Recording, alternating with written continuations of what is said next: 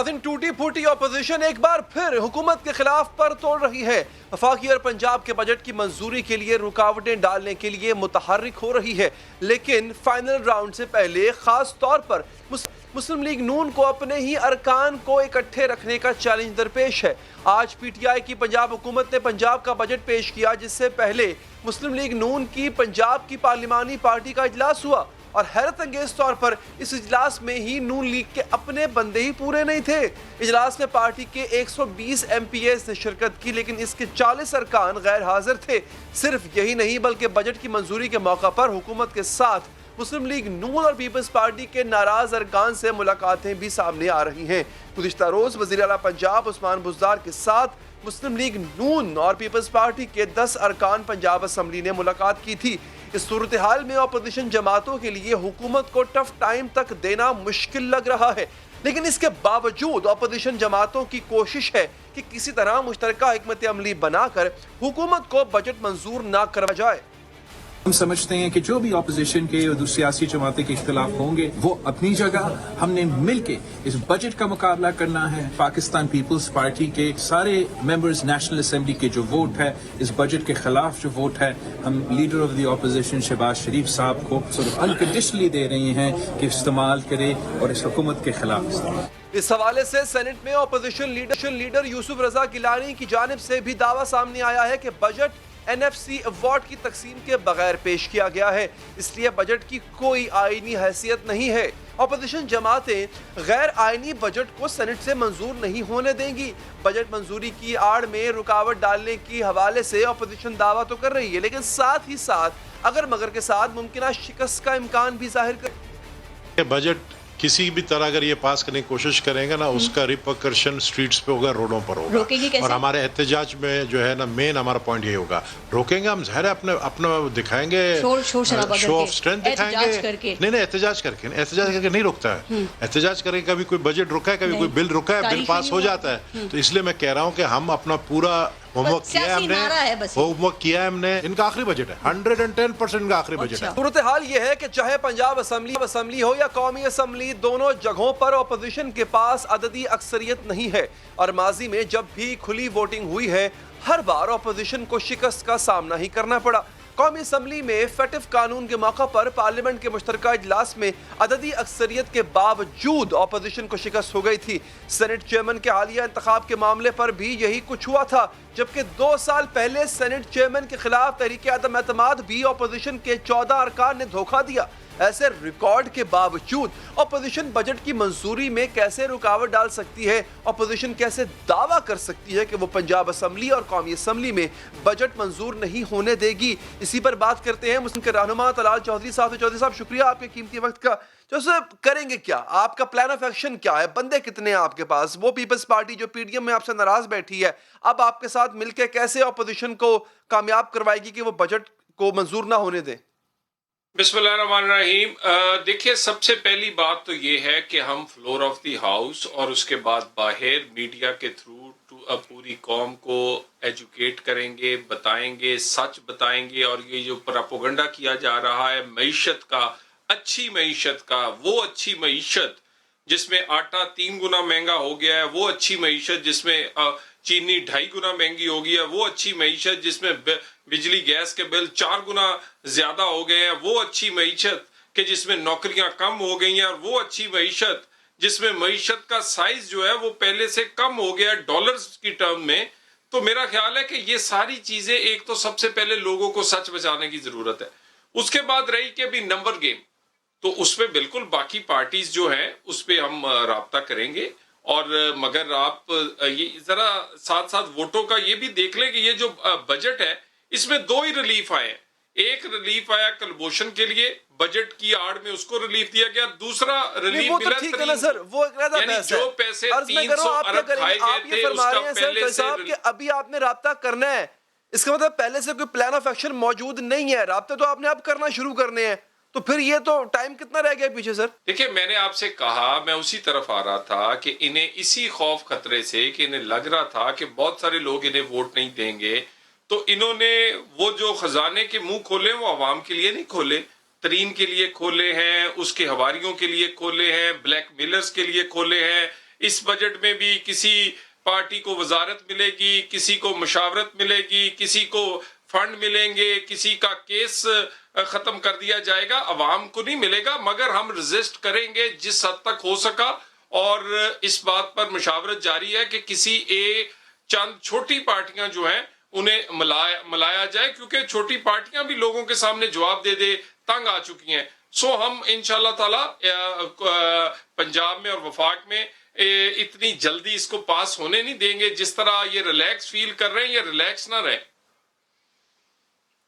تو ایسا بھی ہے جو آپ کا پنجاب میں اجلاس ہوا بجٹ کے حوالے سے جماعت کا, اس میں آپ کی اپنی جماعت کے کتنے لوگ تھے جو شریک نہیں ہوئے؟ دیکھیں یہ وہی لوگ ہیں, چند ایک لوگ تو وہ ہیں جو شریک نہیں ہوئے, جو کہ ایک پرانے کیا کہتے ہیں وہ پیٹنٹ برانڈڈ لوٹے جو ہیں, جو 5-7 ہیں.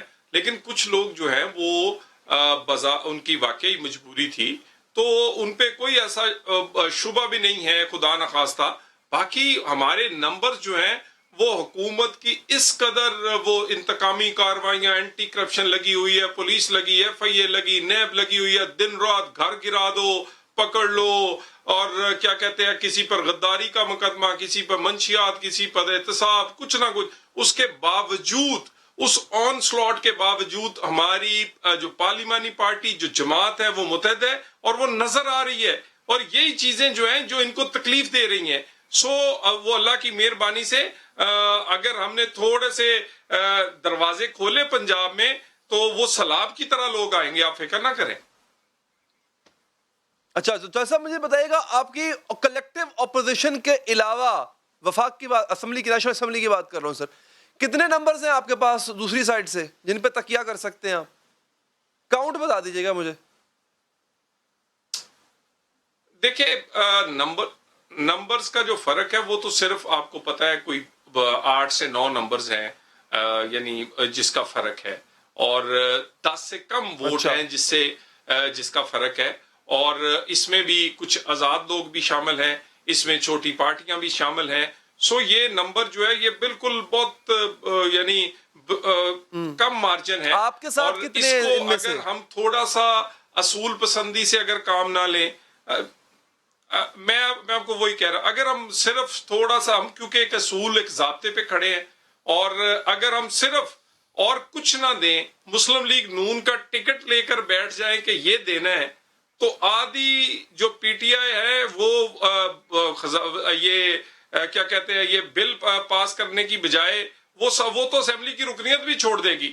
سو ہم کچھ ذرا رائٹ ٹائم کا انتظار کر رہے ہیں, اور یہ آپشنز موجود ہیں, مگر ہم یہ نہیں صرف کہ ہمارا مقصد صرف ایک سینٹ میں حکومت اپنا گرانا نہیں اپوزیشن ہے. لیڈر سلیکٹ کروانے کے لیے کیا تھا, وہی کام کر لیں, آپ کر لیں, یا آپ نہیں کر سکتے پیپلز پارٹی کو کہہ دیں وہ کام کر لیں, چلیں آپ کے اصول ہوں گے, آپ ان سے کہہ دیں, کیونکہ انہوں نے سینٹ میں یہ کام کیا پہلے. دیکھیں ہم تو بڑا کلیئر بات کر رہے ہیں نا جی, کہ ہم جب PMLN کا ٹکٹ وہ تو اس طرح بکے گا, بلیک ہوگا, اس کے پیچھے تو میرا مطلب ہے آپ کہتے ہیں کہ ایک ووٹ, یہ بالکل یہ استعفے دے کے دوبارہ الیکشن لڑ لیں گے لوگ, کیونکہ یہ ان کو یقین ہے. اور 26 لوگوں کی لسٹ آلریڈی جو ان لوگوں کی موجود ہے جو کہ گیلانی صاحب پہ الیکشن میں جو متمنی ہے, جو ایک اشارے کے انتظار میں ہے PMLN کے, جو PMLN نے ابھی دروازہ تو دور کی بات کھڑکی کھولی تو یہ کود کے آ جائیں گے.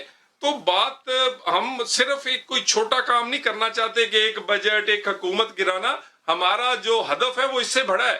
ہمارا ہدف جو ہے یہ جو سسٹم, جس طرح کی ہائیبرڈ گورنمنٹ چل رہی ہے, یہ ہائیبرڈ سسٹم کو ختم کرنا ہے, اور ایک ایسا الیکشن تک پہنچنا ہے جو کہ فیئر اینڈ فری ہو. سو صرف مقصد اگر ہو کہ یہ بجٹ نہیں ہونے دینا یا حکومت گرانی ہے, تو میں آپ کو یہ یقین سے کہتا ہوں PMLN کی ٹکٹ آج ہم اس کی کاپی لے کے بیٹھ جائیں, یہ کئی جو ہے یہ مقصد تو آپ کا یہی تھا, اور کیا مقصد تھا؟ ہمیں تو یہ بتایا تھا آپ نے کہ PDM بنانے کے پیچھے مقصد یہی ہے کہ آپ نے حکومت کو گھر بھیجنا ہے, اور یہ حکومت عوام موافق نہیں ہے, یہ پاکستان کے حق میں نہیں ہے.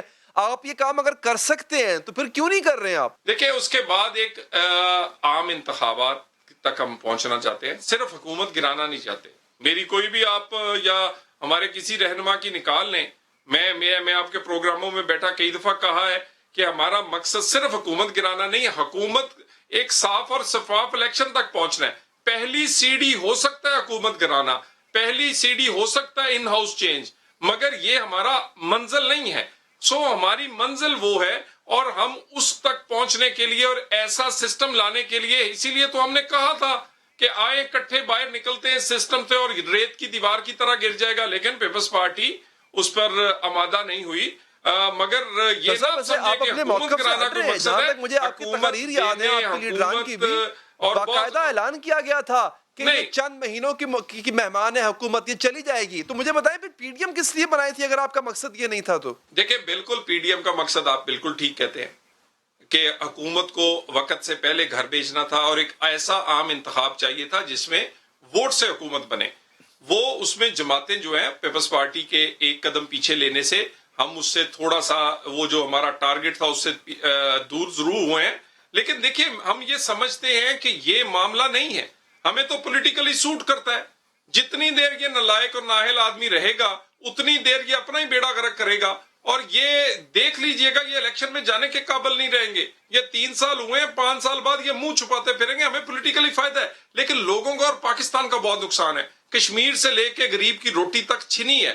سو ہم نہیں چاہتے کہ یہ زیادہ دیر قائم رہیں. اور یہ صرف یہ حکومت کا معاملہ نہیں, اس حکومت کے ساتھ ان چیزوں کا بھی معاملہ ہے جو کہ ایسی حکومتیں لاتی ہیں جو کہ کٹ پتلیوں پر مشتمل ہوتی ہیں, جو ووٹوں سے نہیں بنتی, جہاں پر ایک کنٹرولڈ اور ہائیبرڈ سسٹم لانے کی کوشش کی جاتی ہے. ہم اس کی بجائے عوامی ووٹ سے عوامی اور آئینی حکومت لانا چاہتے ہیں جس کے لیے ہمارا مقابلہ عمران خان سے کئی اور بڑی جگہ پر ہے. تو صاحب بہت بہت شکریہ آپ کے قیمتی وقت کا. ایک وقفہ لیتے ہیں, وقفے کے بعد آپ کو سندھ کا جو وفاق سے جھگڑا ہے طول پکڑتا جا رہا ہے, کیوں, اس پہ بھی بات کریں گے. سامنے پنجاب کا بجٹ آیا ہے, اس میں عوام کے لیے کتنا ریلیف ہے, پوچھیں گے فردوس راشد کاوان صاحبہ سے اس وقفے کے بعد.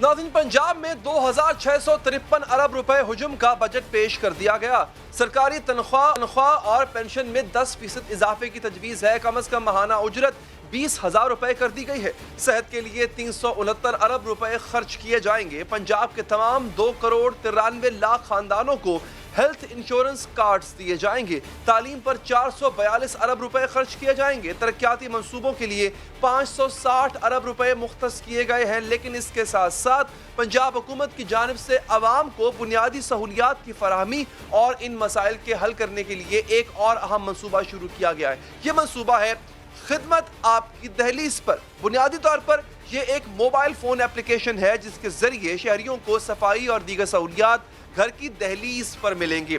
اس ایپ کے ذریعے شہری اپنی شکایات بھی درج کرا سکیں گے اور حکومت کی سطح پر اس کی مانیٹرنگ بھی کی جائے گی. یہ دیکھا جائے گا کہ عوام کی شکایات کو کس طرح حل کیا جا رہا. ایپ کو استعمال کرتے ہوئے ہماری جو ایک ٹیم ہے اس کے ہماری ٹیم کے ممبر نے شکایت درج کرائی کہ دفتر کے باہر ایک مین ہول پر ڈھکن نہیں اور دوسرے مین ہول پر حالت خستہ ہو چکی ہے اور وہ کسی بھی وقت ٹوٹ سکتا ہے. ناظرین, اپلیکیشن کے ذریعے شکایت درج کراتے ہوئے اسی اپلیکیشن سے تصاویر بھی اپلوڈ کی گئیں اور حیرانی کی بات یہ ہے کہ اگلے ہی روز وہ دفتر پہنچے تو دونوں مین ہولز جو ہیں ان پر نئے ڈھکن لگ چکے تھے اور اپلیکیشن پر لکھ دیا گیا تھا کہ شکایت دور کر دی گئی ہے.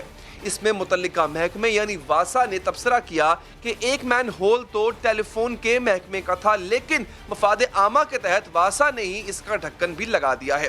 اگر آپ نے بھی خدمت آپ کی دہلیز پر اپلیکیشن کے ذریعے اپنے مسائل حل کرانے ہیں تو سب سے پہلے گوگل کے ایپ سٹور پر جائیں, آپ خدمت@دہلیز لکھیں. میں دوبارہ ریپیٹ کرتا ہوں, خدمت@دہلیز لکھیں اور پھر یہ ایپ کو ڈاؤن لوڈ کریں. بہت سمپل ہے, اس کا استعمال بہت آسان ہے. اس کے بعد اگلے مرحلے پر آپ خود کو رجسٹر کریں, اپنا موبائل فون نمبر, پاسورڈ جو ہے وہ لکھیں. آپ کو ایک تصدیقی کوڈ موصول ہوگا جس کے بعد آپ کی رجسٹریشن مکمل ہو جائے گی. اب آپ نے اپنے موبائل فون نمبر اور پاسورڈ کے ذریعے لاگ ان ہونا ہے, ٹھیک ہے, جیسے ہم باقی سوشل میڈیا ایپس میں لاگ ان ہوتے ہیں. اسکرین پر ایک جمع کا نشان ہوگا, پلس کا نشان بنا ہوگا, ٹھیک ہے, اس کو آپ نے کلک کرنا ہے تو آپ نئی شکایت درج کرا سکتے ہیں. اس میں آپ شہر تحصیل کا اندراج بھی کریں گے, شکایات کی تفصیل لکھیں گے, ایپ کے ذریعے ہی تصاویر بھی کھینچیں گے اور شکایت درج کرا دیں گے. اس کے بعد متعلقہ محکمہ آپ کی شکایت دور کر کے ثبوت کے طور پر وہ بھی اس کی تصویر اپلوڈ کرے گا اور ساتھ اپنے کمنٹس بھی لکھے گا. تو ہے نا ایک امیزنگ ایپ. خدمت آپ کی دہلیز پر پنجاب حکومت کا ایک قابل تحسین اقدام. اس پر مزید بات کریں گے. ہمارے ساتھ موجود ہیں وزیر اعلیٰ پنجاب خصوصی برائے اطلاعات ڈاکٹر فردوسہ شکاوان صاحب. ڈاکٹر صاحب بہت شکریہ آپ کے قیمتی وقت کا. میں یہ ایپ پہ آتا ہوں, بہت کمال کام کیا آپ کی گورنمنٹ نے, اس میں کوئی شک نہیں ہے. ذرا بجٹ کے حوالے سے بتا دیں کہ پنجاب کا جو بجٹ ہے اس میں اس بجٹ میں عوام کو کتنا ریلیف دینے جا رہے ہیں آپ؟ علی, جیسا کہ آپ جانتے ہیں کہ جب یہ حکومت جو ہے پنجاب میں اقتدار میں آئی تو اسے 1200 ارب روپے سے زائد خسارے کا بجٹ جو ہے اور صوبہ جو ہے ورثے میں ملا, اور جس کی وجہ سے جو سب سے بڑا چیلنج ہمارے لیے بنا کہ ہم جو عوامی فلاح بہبود کے منصوبے تھے, جو پبلک سروس انیشیٹوز تھے, ان کو چاہتے ہوئے بھی شروع نہ کر پائے کیونکہ بیگیج ہمارے اوپر اورنج ٹرین ہوں, میٹروز ہوں یا دوسرے بھاری بھرکم قرضے لے کے بنائے گئے جو منصوبے تھے ان کو ہم نے چلانا بھی تھا, آگے بھی بڑھنا تھا اور قوم کے اس پائی کا محافظ بھی بننا تھا. لہٰذا وہ 3 سال محنت کر کے وزیر اعظم عمران خان کی قیادت میں وزیر اعلیٰ عثمان بزدار کی ٹیم نے بڑی محنت کی, کاوشیں کی, اور الحمدللہ آج یہ صوبہ جو ہے وہ سرپلس بجٹ پیش کرنے میں کامیاب ہوا. اب اس کا فائدہ کس کو پہنچنا ہے؟ جو 560 ارب روپے کا ترقیاتی بجٹ حکومت پنجاب نے پیش کیا ہے اس کا ڈائریکٹ بینیفیشری جو ہے وہ صوبے کے 22 کروڑ عوام کے, پاکستان کے 12 کروڑ کا شیئر صوبہ پنجاب کا ہے اس آبادی میں, اور وہ جو 12 کروڑ صوبے کے عوام ہیں وہ اس پروگرام کے ڈائریکٹلی بینیفیشریز ہیں, جس کے اندر میں چیدہ نکات آپ کو بتاؤں گی کہ کسی بھی ملک کے اندر جو ہے کوالٹی ایجوکیشن اور بیٹر ہیلتھ کیئر فیسلٹیز جو ہیں وہ ریاست کی ذمہ داری میں آتا ہے, اور وزیر اعظم کا جو خواب ہے پی ٹی آئی کے مینیفیسٹو کا انتہائی اہم جز تھا کہ ہم ان دونوں ضروریات کو ایڈریس کریں گے. الحمدللہ آج حکومت پنجاب نے اپنے اس مینیفیسٹو پہ, اس منشور پہ عمل درآمد کرتے ہوئے آگے قدم بڑھائے ہیں, اور اوورآل جو ہم نے جو بجٹ اناؤنس کیا اس بجٹ کے اندر جہاں ایجوکیشن کے لیے 54 بلین روپیز رکھے گئے, صحت کے لیے 98 بلین روپیز. دیکھیے 1 خرب روپیہ پہلی دفعہ کوئی حکومت جو ہے وہ صوبے کے عوام کی صحت پہ خرچ کرنے جا رہی ہے. یہ ہوتی ہیں پرائرٹیز اور ترجیحات کہ ایک طرف جو ہے وہ میٹرو اور اورنج ٹرین کے منصوبے جو قرضے لے کے عوام پہ وہ پیسہ خرچ ہو رہا تھا, دوسری طرف جو ہے وہ آپ ان کی صحت کو جو چیلنجز ہیں ان کو سیکیور کرنے کے لیے, کیونکہ صحت مند انسان جو ہے وہ صحت مند معاشرے کو جنم دیتا ہے. اچھا ڈاکٹر صاحب یہ بتا کہ یہ جو آپ کی اپلیکیشن ہے, ایک ایپ ہے خدمت آپ کی دہلیز پر, بڑا قابل تحسین کام ہے, بہت اچھی چیز ہے جو آپ کر رہے ہیں. اچھا اس کا عملی جامہ کیسے پہنایا جا رہا ہے؟ اس میں آپ کے پاس جو نمبر آف کمپلینز ہے اس کا ڈیٹا کیا ہے, اور پھر اس کو جو رسپانس آپ دے رہے ہو وہ کتنے ٹائم میں دے رہے ہیں آپ؟ اس کسی بھی شکایت کو حل کرنے کا جو ٹائم ہے وہ کتنا ہے؟ دیکھیں یہ ایک interesting app oriented dash board کے اوپر آنے والی جو عوام کی شکایات اور پھر اس کا فیڈ بیک جو ہے جو وزیر اعلیٰ آفس اور چیف سیکرٹری آفس کے اندر ریگولر مانیٹر ہو رہا ہے, اور اس میں جزا سزا کا جو ہم نے عمل رکھا ہے اس کے ساتھ جڑا جو ہے, چونکہ یہ بجٹ کے ساتھ یہ 3 ہفتے کا ہمارا پروگرام ہے اور اگلا ہفتہ جو ہے وہ اس کا لاسٹ ویک ہے, تو الٹیمیٹلی اس کے اندر ہم جتنی بھی شکایات آئی ہیں اس کے پرفارمنس انڈیکیٹر اور بینچ مارک جو حکومت نے بنائے ہیں اس کو علیحدہ ایک سیل جو ہے وہ ایویلویٹ کر رہا ہے اور اوور سائٹ کر رہا ہے, اور اس کے اندر جو عوامی شکایات کے ساتھ جڑی ایک فیڈ بیک آ رہی ہے وہ حوصلہ افزا ہے. جو انتظامیہ نچلی سطح پہ عوام کے دکھوں کے مداوع کے لیے متحرک نظر آ رہی ہے, یہ ایک بدلتے ہوئے پنجاب کی عکاسی کرتی ہے. لیکن میں سمجھتی ہوں کہ ہمیں اور زیادہ بہتر انداز سے عوام کے سامنے اپنے آپ کو جواب دہ بناتے ہوئے نچلی سطح کے جو ہمارے کور ایشوز ہیں ان کو ایڈریس کرنا ہے, اور یہ خدمت آپ کی دہلیز ہی یہ واحد وہ میکانزم ہے جہاں پہ آپ اکاؤنٹیبلٹی بھی کر سکتے ہیں, عوام کو ریلیف بھی دے سکتے ہیں, اور مانیٹرنگ کے ذریعے इन दुखों का मदावा कर सकते डॉक्टर साहब, हैं। मैं दोबारा अभी की सूरत हाल क्या है, शिकायत का जो अंबार है उसका जो फ्लो है वो कितना है, डेटा क्या बताता है आपका? और अगेन डॉक्टर साहब, आपका रिस्पांस टाइम कितना है? मतलब अगर कोई शख्स शिकायत करता है, उसकी शिकायत क्या चंद घंटों में हल होगी, चंद दिनों में, चंद हफ्तों में? उसका तरीकाकार क्या है? हिस्सेदार बने। देखिए, ये एक हमने डैशबोर्ड बनाया है और उस डैशबोर्ड के अंदर हर वो शख्स जिसका drainage, sewerage, cleanliness, personal issue, governance का कोई इशू। ठीक है डॉक्टर साहब, आप बहुत बहुत शुक्रिया आपके कीमती वक्त का। नाज़रीन, वफाक और सिंध में शिकवा सीरीज खत्म होने में नहीं आ रही है।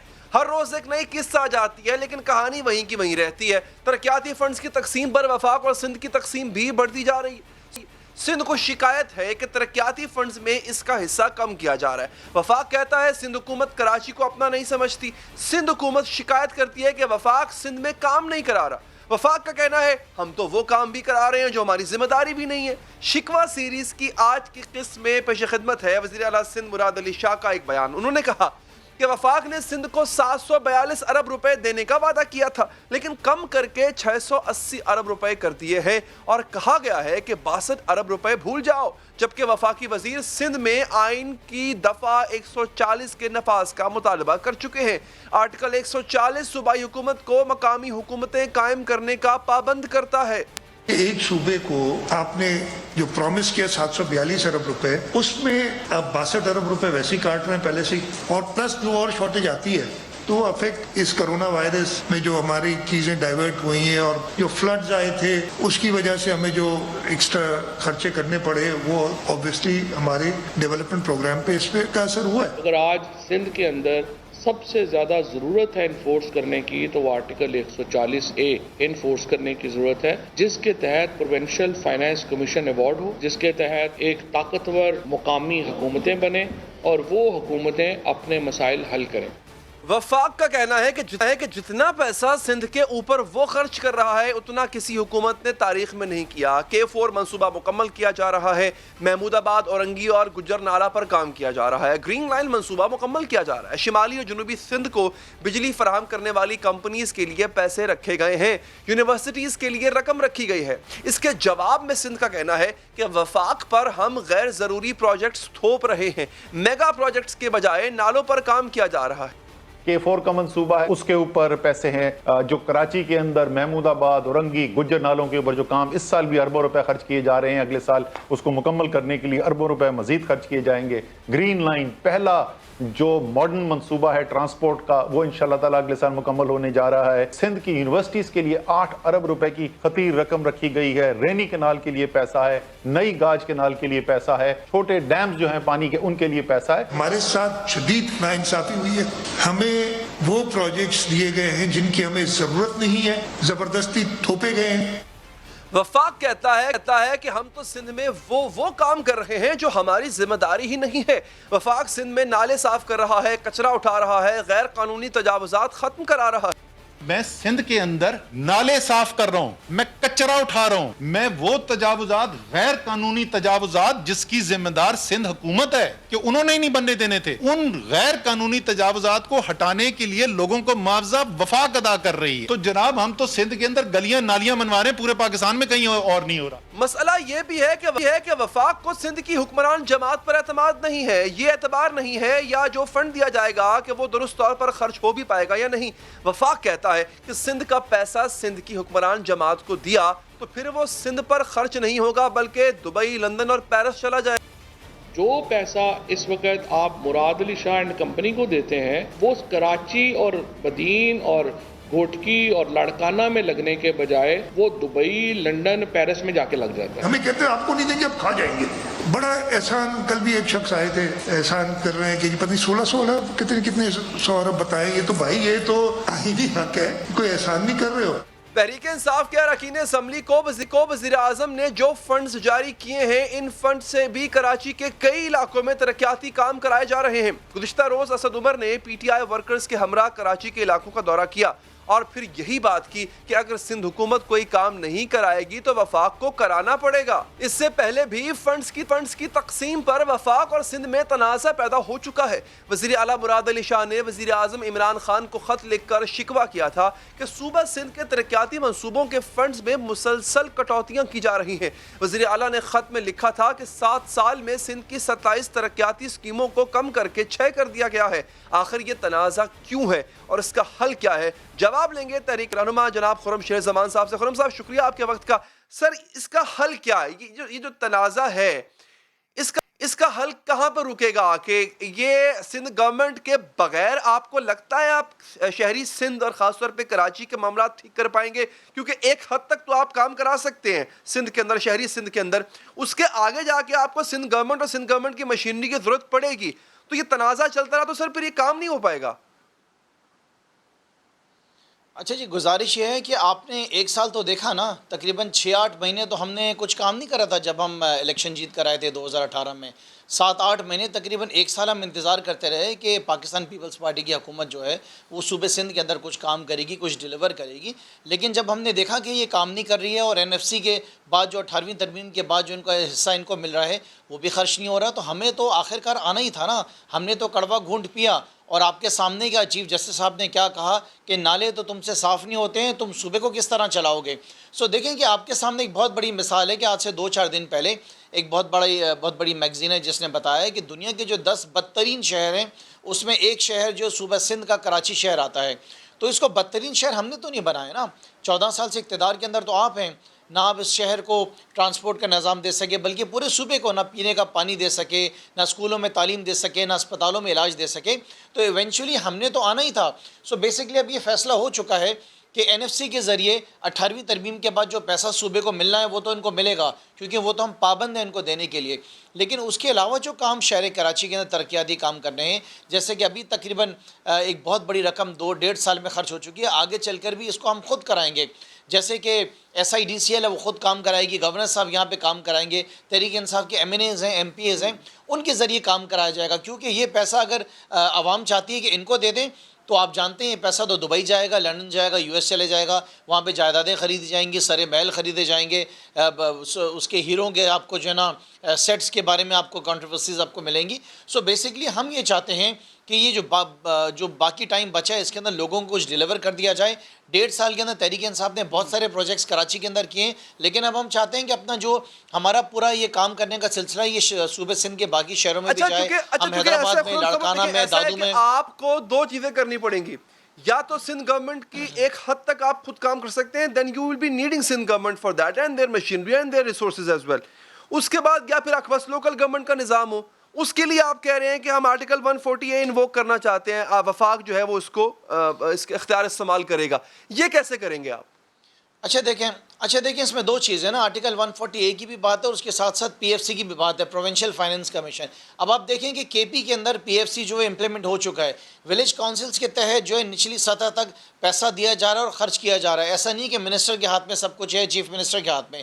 اسی طریقے سے پنجاب صوبے کے اندر سختی سے وزیر اعظم صاحب کی طرف سے، انفیکٹ CM صاحب کی طرف سے احکامات جا چکے ہیں کہ پورے صوبے کے اندر جو ہے نچلی سطح تک پیسہ دینا ہے، اور اس کے ساتھ ساتھ KP میں اور پنجاب میں آپ کو بتاؤں کہ اسی سال جو ہے انشاءاللہ تعالیٰ بلدیاتی الیکشنز کی بھی تیاریاں ہونا، پروسیس جو ہے وہ شروع ہو گیا ہے، لیکن صوبے سندھ میں آپ کے چیف منسٹر کہتے ہیں کہ ہم بلدیاتی الیکشن کرا نہیں سکتے، ہم سینسس کو مانتے نہیں ہیں، ہم کورٹ میں جائیں گے۔ سو ہم سمجھتے ہیں کہ ہمارے پاس جو ہے عدالتیں موجود ہیں، آنریبل ججز ہمارے پاس موجود ہیں، ہم صوبے سندھ میں کام کرنا چاہتے ہیں، یہ رکاوٹیں ضرور ڈالیں گے، آپ کی بات بالکل ٹھیک ہے، لیکن میں سمجھتا ہوں کہ وفاق کا ڈنڈا موجود ہے، اگر یہ نہیں سمجھیں گے تو وفاق کا ڈنڈا اٹھایا جائے گا، صوبے سندھ کے لوگوں کو ہم ڈیلیور کریں گے۔ آپ کے سامنے ہے نا، چیف جسٹس صاحب نے آج کہا کہ تھر میں بچے آج بھی مر رہے ہیں بھوک سے۔ سو یہ چیزیں ٹھیک ہو کے دے نہیں رہی ہیں۔ آپ دیکھیں اربوں روپے خرچ کیے گئے ہیں RO پلانٹس کے اوپر۔ آصف علی زرداری صاحب نے تھر کے اندر ایشیا کا سب سے بڑا RO پلانٹ لگایا، وہ بند پڑا ہوا ہے۔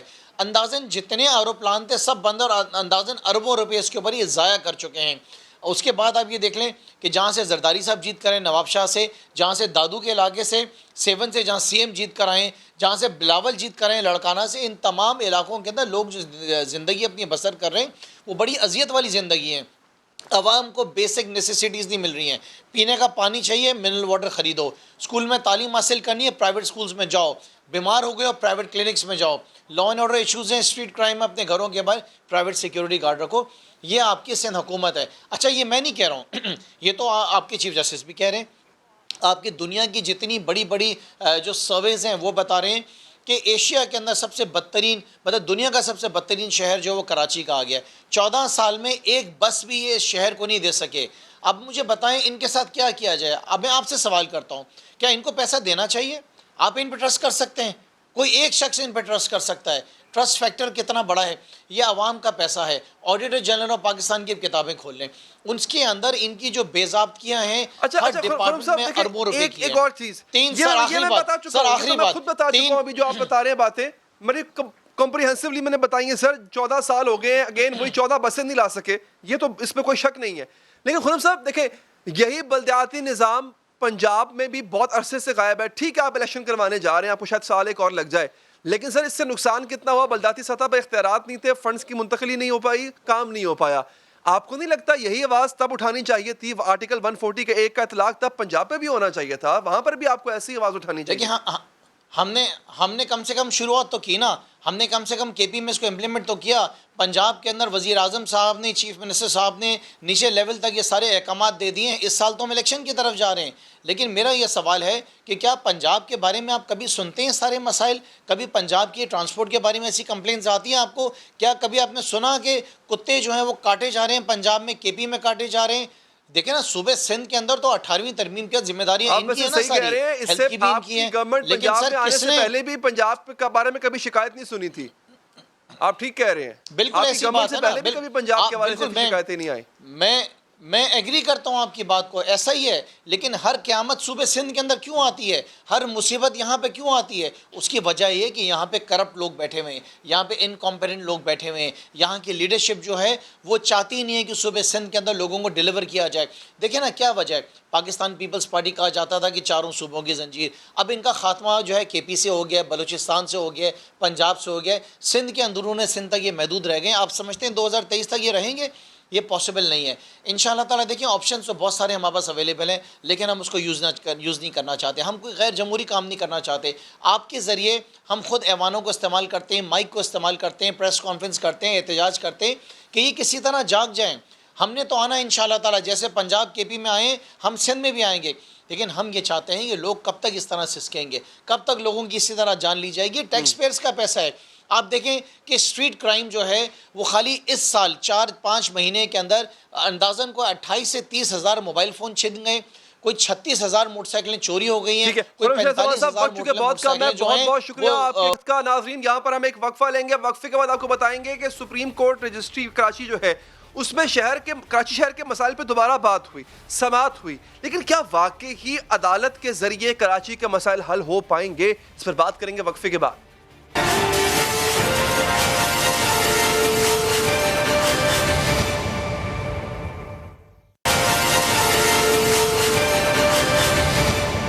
ناظرین, سپریم کورٹ کراچی رجسٹری میں شہر کے مسائل سے متعلق کئی کیسز کی سماعت ہوئی. سماعتوں کے دوران chief justice Pakistan justice Gulzar Ahmed Karachi کے مسائل اور گورننس پر خاصے برہم نظر آئے. پانی کی فراہمی سے لے کر قبضہ مافیا اور چائنا کٹنگ تک انہوں نے حکومت اور انتظامی مشینری کے حوالے سے کئی سخت ریمارکس بھی دیے.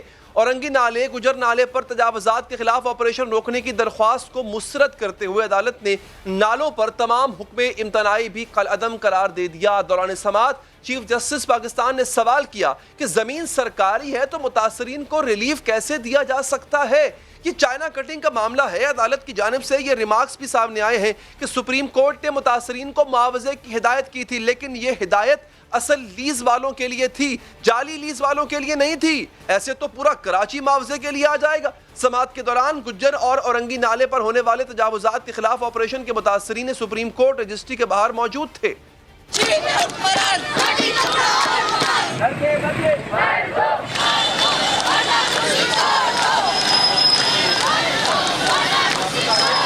ہم چین کے لیں گے,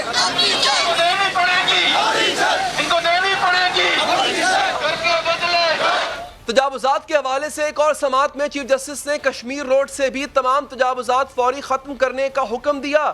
چیف جسٹس نے ریمارکس کیے کہ کمشنر صاحب شہر میں 36,000 پلاٹس پر قبضہ ہوا ہے، آپ انہیں نہیں گرا رہے تو آپ خود گر جائیں۔ سماعت کے دوران یونس میمن نام کے شخص کا تذکرہ ہوا۔ چیف جسٹس نے ریمارکس دیے کہ یونس میمن سندھ کا اصل حکمران ہے۔ کراچی کو یونس میمن کینیڈا سے آپریٹ کر رہا ہے۔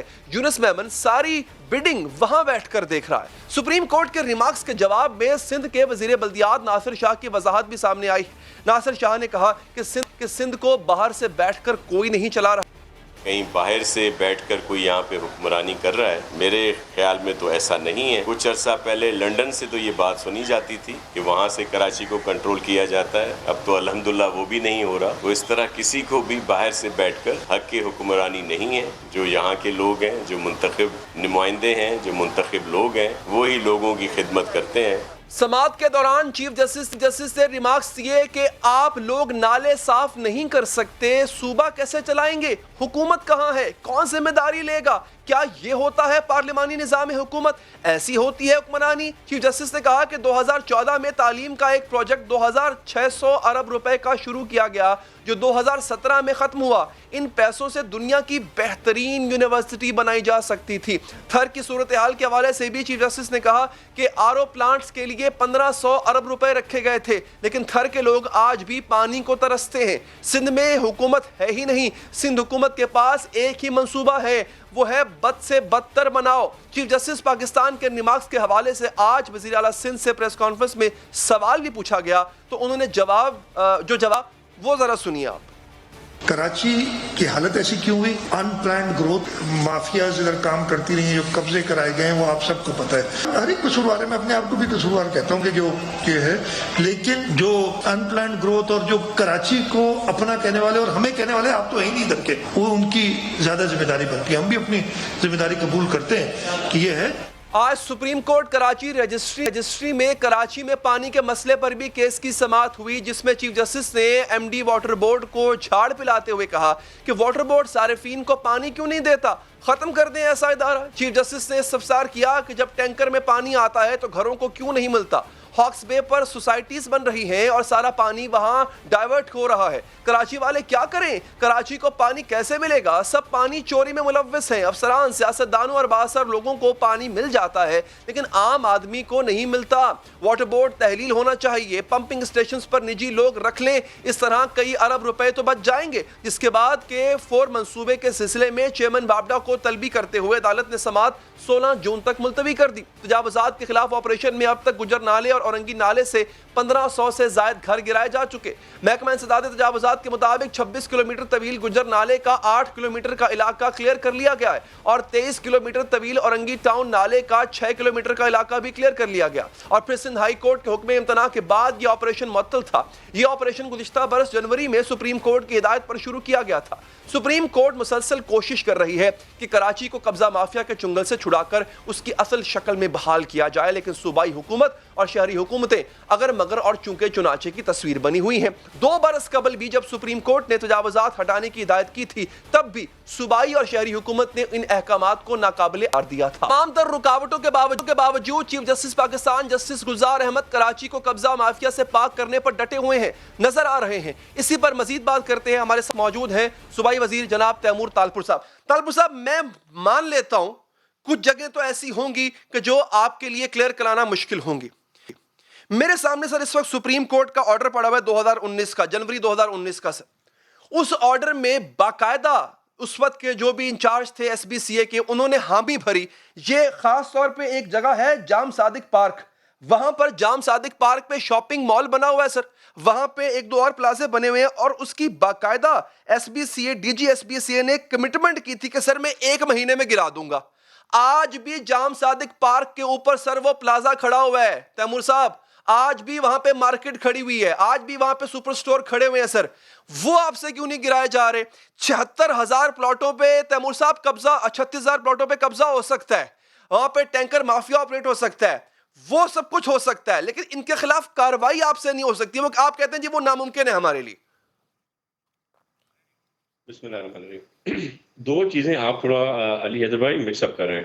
ایک تو آپ سیپریٹلی بات کریں جو ہماری تجاوزات ہیں، جو انکروچمنٹس ہیں ہمارے نالوں کے اوپر، ایک آپ بات کریں جو پرانی جگہ ہیں جہاں پہ لوگوں کے گھر بنے ہوئے ہیں, لوگ بسے ہوئے ہیں. تو پہلے اگر آپ بات کریں گے انکروچمنٹس کی جو ہوئی ہیں نالوں پر, تو اس کا کیوں ہم کام نہیں کر سکے, اور آج ہم نے کام کیوں کر لیا؟